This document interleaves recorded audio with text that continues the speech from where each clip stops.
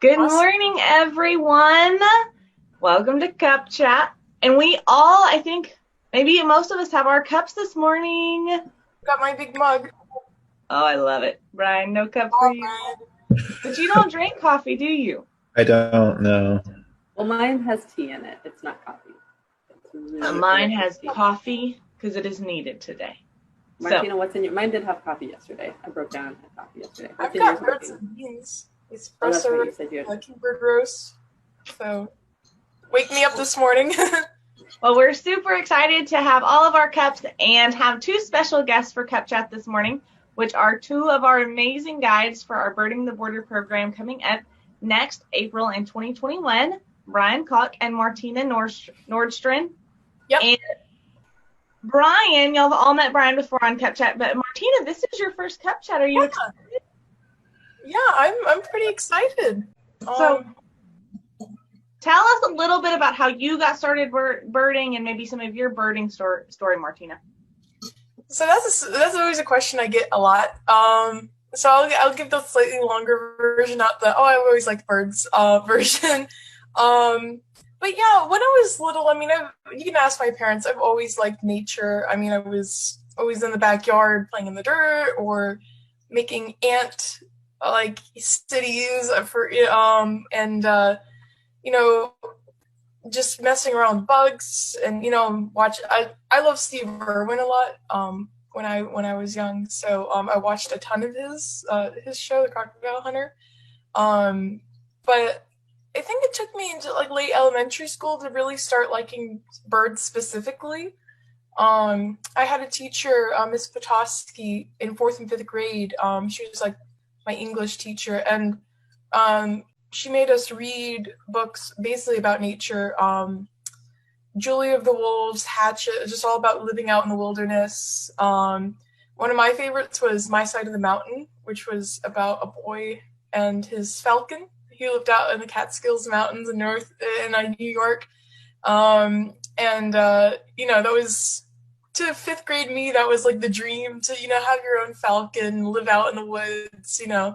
And so I got really interested in peregrines specific for a while, and then that sort of like devolved into other birds. See birds in the yard and try to figure out, what is that? Like we have brown thrashers all over my yard, and that was one of the first birds that I saw and was like, I don't know what the heck that is. And it took me months to figure out what it was. I was like on the internet trying to figure it out. But figured out they were brown thrashers, and that was kind of addicting, to figure out, okay, so this is brown thrasher, this is what they do, this is what they eat, do they migrate, do they stay here? And then I kind of went on from there. And in my freshman year of high school, I went on my first actual bird walks with my local Audubon. We have a woodcock walk here every February, so you go out in the evening, and we have a spot where you can see. That year we only had 3 woodcocks, but you can hear them painting, and then they'll do the really awesome flight display. So that's really cool, especially late winter, early spring evening. It's really quiet, and all you hear is like the twittering of a woodcock circling back down. So that's really cool. So I went on a lot of walks with them, and just pestered my parents a lot to take me birding about every weekend. So shout out to my dad for putting up with that.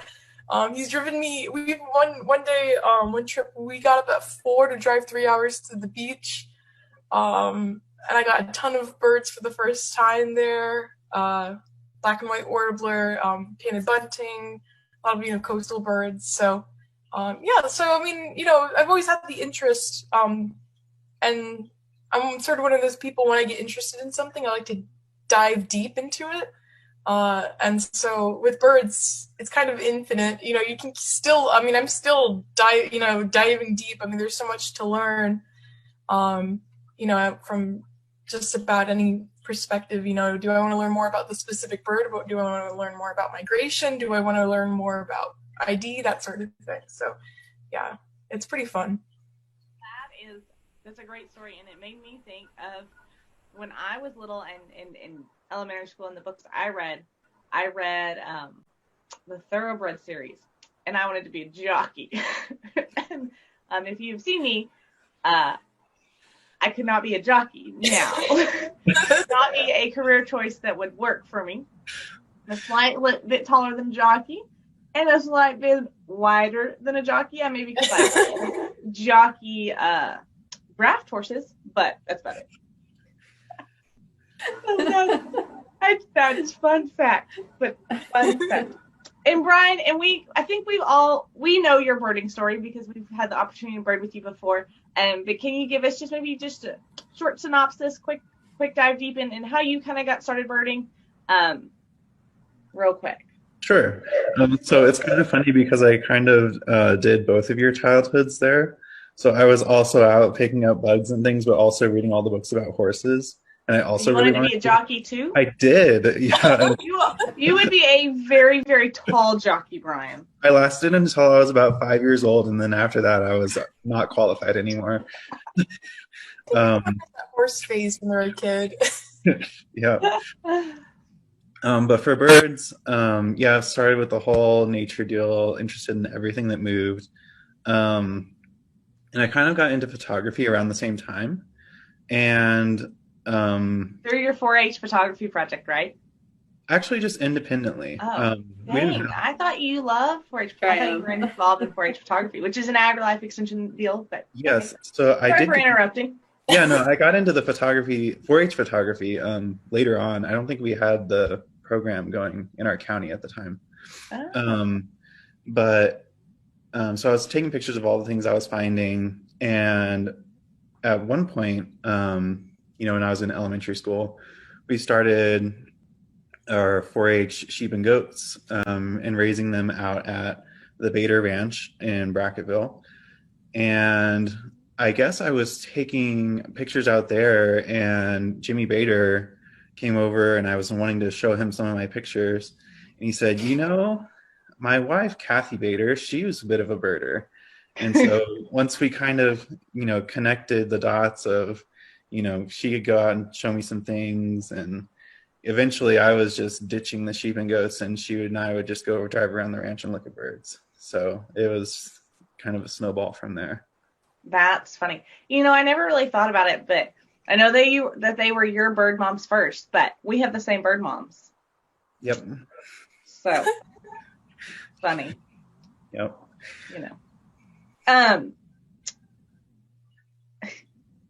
Just thinking about those two bird moms, all I want to think about is Louisa.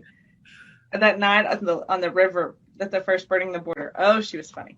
Yep. I keep thinking about, I can't get out of my mind now the phrase, I could be a jockey for draft horses. That is still making me laugh. That's going to be my favorite thing from this morning. It's not even bird related. Cub Chat. It's full of everything you might want to know this morning. So I think that as we're starting to see fall migration kind of start, everybody will maybe have the unique opportunity to see some rare birds in their area. As professional guides, both of you, what is maybe a very simple ID technique that is sometimes just not thought of? I mean, we all look to color and quickly pattern, but what are some ID techniques that maybe everyone doesn't think of right off the bat that are really simple that people can be utilizing as they see birds that maybe they haven't seen before? Martina, we'll let you go first. One thing I see people getting caught up on is definitely focusing too much on color and patterns. I think if you definitely structure of birds is really important. And that's sort of something really basic you do need to get down at, preferably, as you go on, versus a finch has a different structure than a sparrow, for example. And they might look similar. They might both be, brown, streaky birds, but, a finch is going to have usually, there's always exceptions to the rule, but, maybe a thicker bill, maybe a shorter tail, different, maybe longer wings versus a sparrow, which might be, longer tail, more slim, thinner bill, that sort of thing. So I do see I've always had actually where at the bird store where I worked, I would have people bring in pictures of rather common, backyard birds, say like cardinals, and there'd be just one thing off about it that, maybe it was molting, maybe it was just missing a patch of feathers and it made it look like it had a dark spot somewhere on the chest or something. And they would get so caught up on that when they kind of didn't even look at the rest of the picture, like, okay, well, it still has the big heavy bill of a cardinal, the long tail of a cardinal. And birds can always be really variable. Sometimes we see leucistic birds out there with white patches. Sometimes we see rarely albino birds, they're just solid white. And that's, at that point, you can't use a field mark for that. Of course, that's rare, but definitely to learn that, I found taking field notes was really, really helpful. That makes you really look at the bird and see, how are these feather groups arranged? How are the, is this a slim bird? Is this a chunky bird? Fat and fluffy. That's my favorite way to describe them. Yeah. Fat, fluffy. And, obviously, that's what they would call me if I were a jockey too, more. And sometimes like some birds, can be really variable. I mean, I've seen like mourning doves, they'll be all cute and fluffed up on a cold day, and then all of a sudden like maybe a hawk flies over and they just slim down, they become like super sleek looking. I found for me, I like writing things down. That's really what gets it to stick in my head. So if you're one of those people, I think it's kinetic learning is like where if you learn by like just having an action associated with that. So like for me is writing and drawing.